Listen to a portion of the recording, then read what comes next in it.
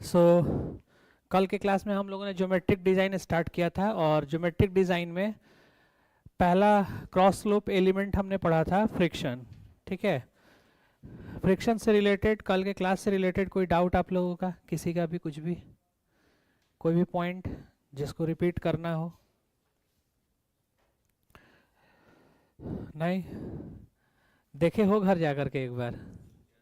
हाँ, जाने के बाद यहाँ से एक बार पलट करके देखे हैं कि हाँ क्या ही हुआ है क्लास में, या नहीं?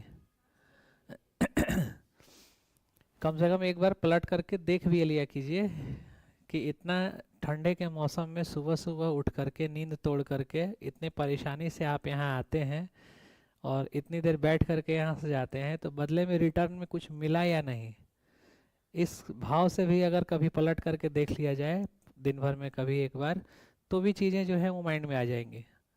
ठीक है, तो हमने क्या क्या बात किया था फ्रिक्शन में? लेटरल फ्रिक्शन की वैल्यू कितनी होती है? 0.15। लॉन्गिट्यूडनल फ्रिक्शन 0.35 से 0.4 तक।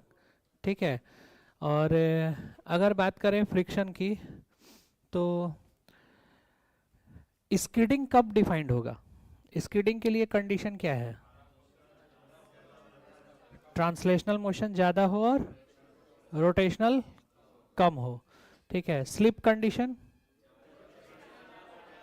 रोटेशन ज़्यादा होना चाहिए और ट्रांसलेशनल मोशन कम होना चाहिए, तो ये स्लिप कंडीशन को डिफाइन करता है।